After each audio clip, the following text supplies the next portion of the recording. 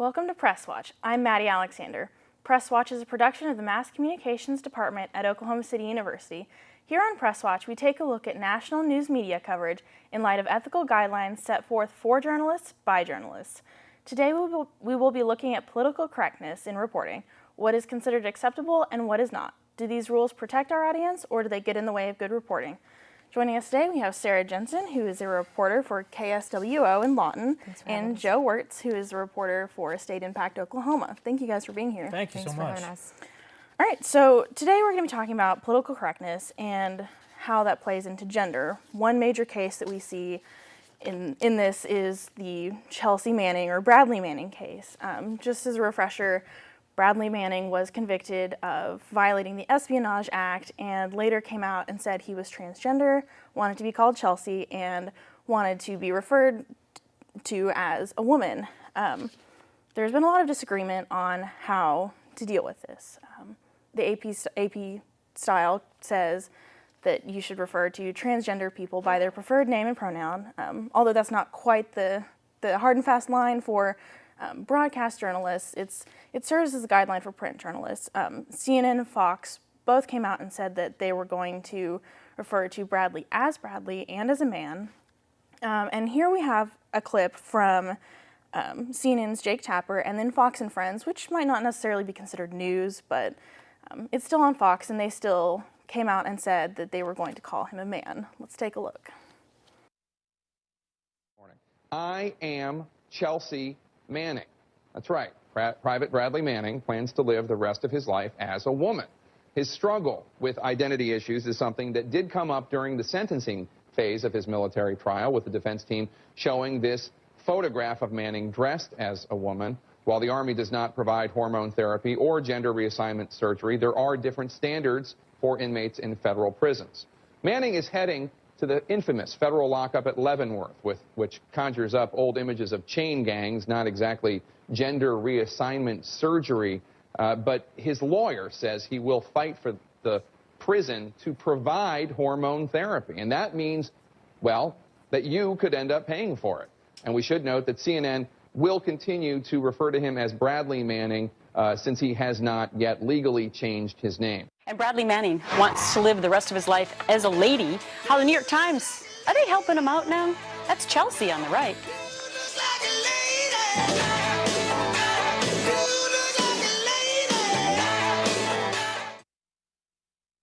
You laughed at that. What's your reaction to that clip? Well, that clip alone, it kind of, for me, it makes me feel like the news source is determining the opinion for the viewer. Just by playing that music, it kind of, automatically puts an idea in those people's heads. So for me, I feel like that kind of abandons journalistic quality. Absolutely. The audio clip, the song with it certainly paints a picture on where the hosts of that show are, where their perspective is coming from, I think. All right, so we have an ethical code from the Radio, Television, Digital News Association that says to seek to understand the diversity of their community and inform the public without bias or stereotype. So the transgender community has come out and said that they would like Bradley to be called Chelsea and called a woman. And this ethical guideline says sort of that you should seek to understand what that's all about. How do you feel that this code specifically would apply to a case like this, where you're dealing with an issue that people might not necessarily be familiar with?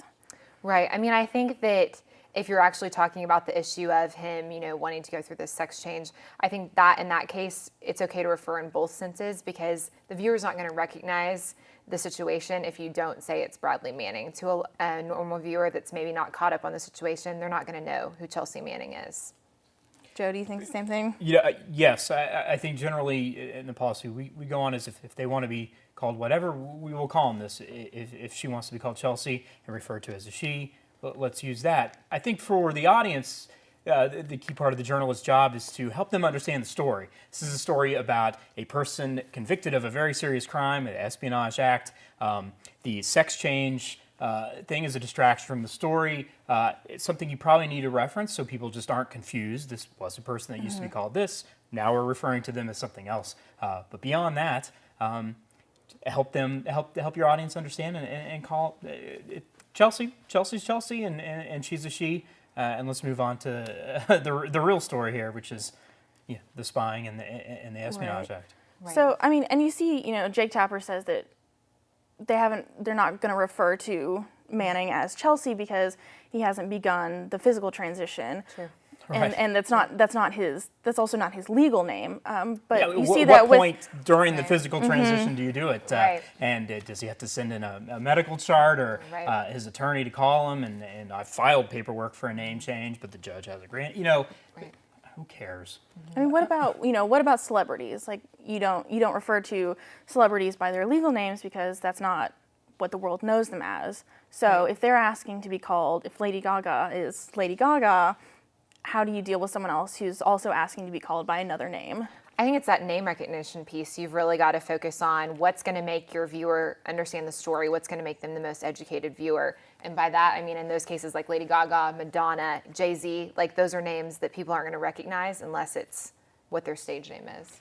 Absolutely, that's what they're known as. That's who they are, at least in the public persona. You're doing a story on them probably because of their public persona. It's not going to serve your audience any better to call them by the legal name just to follow some sort of arbitrary rule about what's filed in a courthouse somewhere. Right. All right. Well, that's all the time we have right now. After the break, we'll be back with our guests talking about vulgar and offensive language in reporting. Is it ever okay? Stay tuned.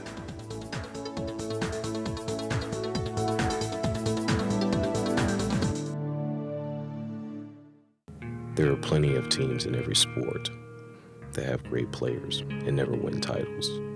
Most of the time, those players aren't willing to sacrifice for the greater good of the team. One thing I believe to the fullest is that if you think and achieve as a team, the individual accolades will take care of themselves.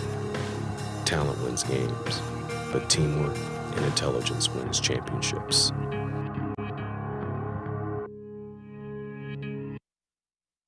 Meet Sarah Jane. She got her vision checked at school by Prevent Blindness Oklahoma. Prevent Blindness Oklahoma provides free vision screenings to children in all 77 counties in the state. Without this free screening, Sarah Jane's parents wouldn't know about her congenital cataracts. Because of Prevent Blindness Oklahoma and their screening, Sarah Jane will be seeing clear for years to come.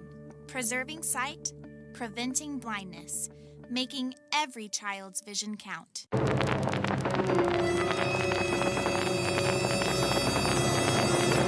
Get in the game.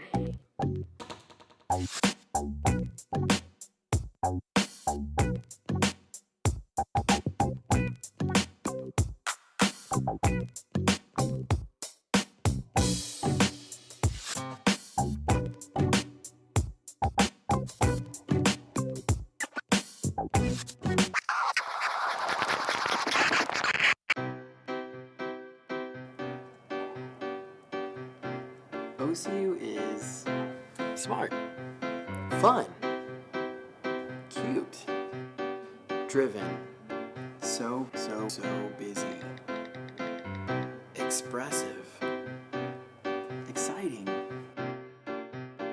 But you know this, you go here. OCU is my school.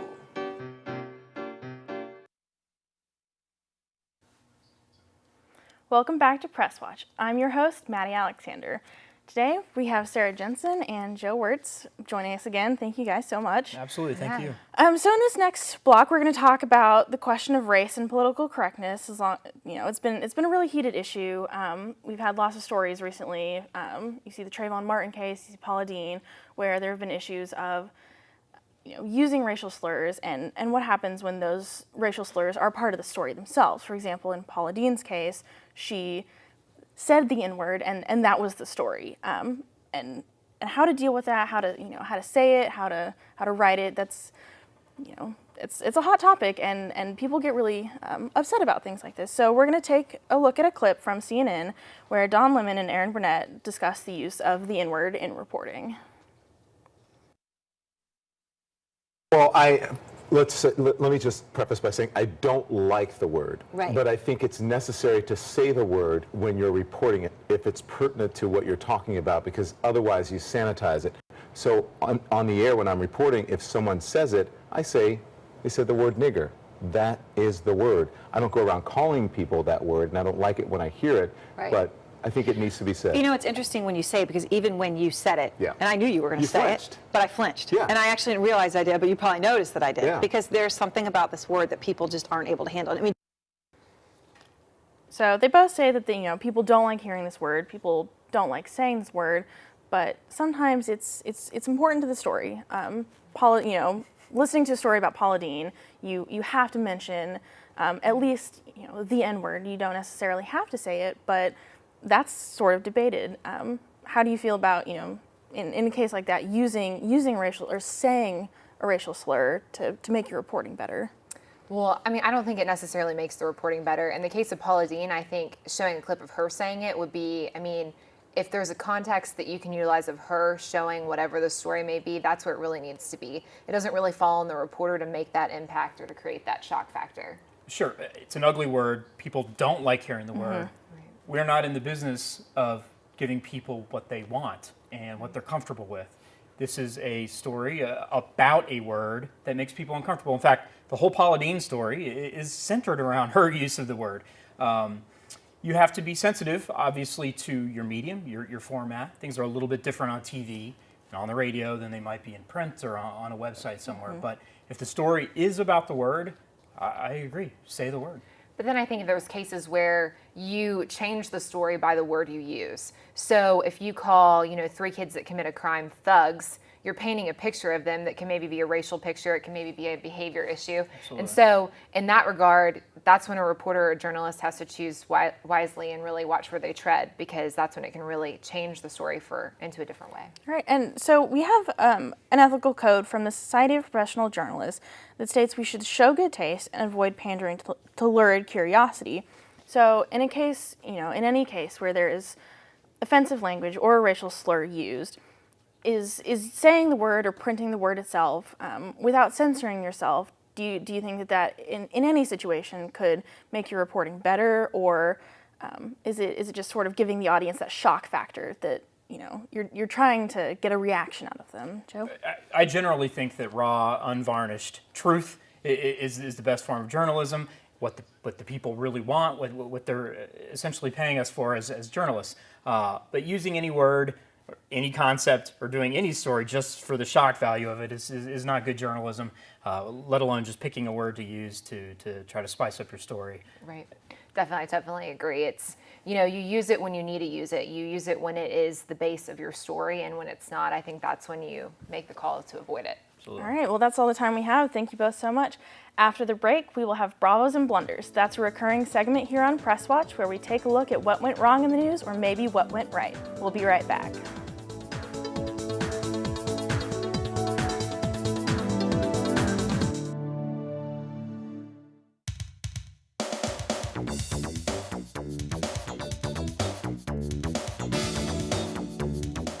You need to leave.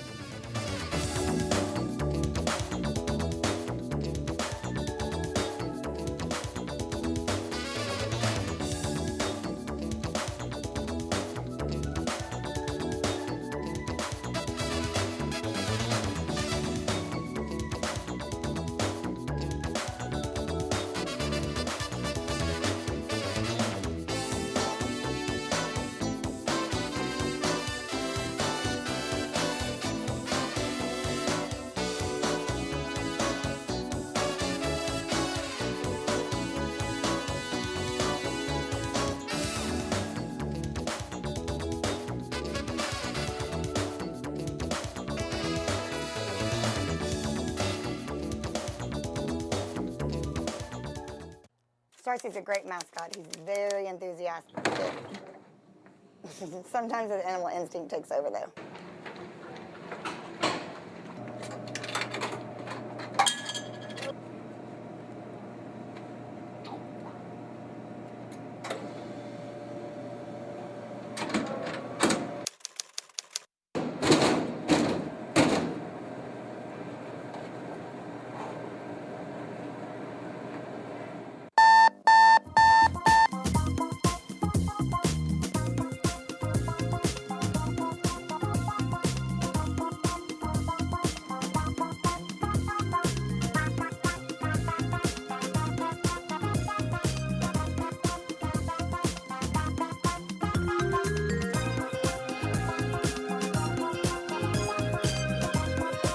Watch Emily Owsley on the 4 Points on Channel 22 and MediaOCU.com.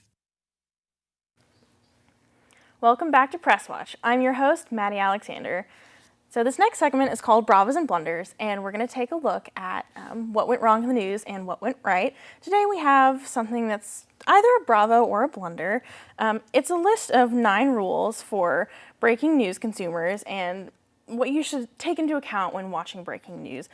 For example, don't trust anonymous sources, compare multiple sources, or look for news outlets close to the incident. You had mentioned that you thought big news brings out the fakers and photoshoppers was a really interesting rule and, important. Why do you think that? Well, I guess a specific example, the Chris Lane case where the 3 teens shot the man that was running in Duncan, Oklahoma, kind of comes to the front of my mind. We were the local news station there. That's, our jurisdiction. And when all the big players came in, CNN, national news stations, they started interviewing people in the community that we knew were false sources, but they became the faces of this crime, and they're really the ones that painted it as the picture of a race crime, really put that gang element into it. So I think it really just kind of brings those people to the forefront. And those people that are only in the community for a couple days don't know that these are people just trying to get their moment of shine. Mm-hmm. Yeah, when breaking news happens and there's a lot of attention on an area, especially a little area, whether it's a school shooting in a small town, something down in rural Oklahoma, those TV cameras show up and those lights come up and the trucks roll out. People come out and they want to be on TV. They want to talk to a reporter. It's a big deal. It's exciting. And they will lie. They will lie to you. They will tell a story, embellish a story. And it's hard for a viewer to always be able to decipher this. And things are moving so fast with breaking news that it's hard to go back and point out that fact check all this stuff later. And I think it's become a popular thing. I mean, think about Charles Ramsey, think about Sweet Brown, even here locally. Mm-hmm. These interviews that are, exciting and off the cuff and bizarre, mm-hmm. really get the attention of viewers nationwide, and so it becomes a popular thing. I mean, so, rule number 1 is in the immediate aftermath, news outlets will get it wrong. They will all get it wrong. It's a right. degree of getting it less wrong. Right. You don't know. And with broadcast, radio, TV, mm-hmm. you also are a service. Some people are coming to rely on you for safety, for warning. Are my kids in this school? Is a tornado approaching? It's a different responsibility too. So there's a lot going on. Where do you draw the line between? I think it's getting it wrong and getting it quickly. I think it's hard because you think about your sources in breaking news. Mm-hmm. Usually it's going to be a police officer, a fire department. Those people are fighting the crime, whether it's an active shooter. They aren't able to answer those questions. And, school administrators and things like that in a school shooting, they're going to get it wrong. They're not going to know how many students were in the school that day. So you're relying on those sources who can give you wrong information as well. And once you're in a breaking news situation, you understand that chaos, and you have a job to do too. You have a product that you have to get on the air. And so it's like you said, it's figuring out where that degree is and kind of saying, this comes from someone I trust, or... Yeah, reporters can get it wrong and make mistakes all the time. They can also re-report mm-hmm. other wrong information, which mm-hmm. is essentially getting it wrong. Right. But when nobody knows and a thing is developing, the police chief and the fire department, they don't know, and you're echoing the fact that they don't know, or you're echoing the information that they do have, it's often not accurate. And they give us a hard time for saying this is a developing story, or at this time we don't know that much, but that's why we do that, is because we want the viewer to know, the people that do know are tied up on this, and we're trying to get answers, but at this time this is what we can confirm. Okay, all right. Well, thank you so much for being here. That's all the time we have for Press Watch. Press Watch is a production of the Mass Communications Department at Oklahoma City University. We'll see you next time.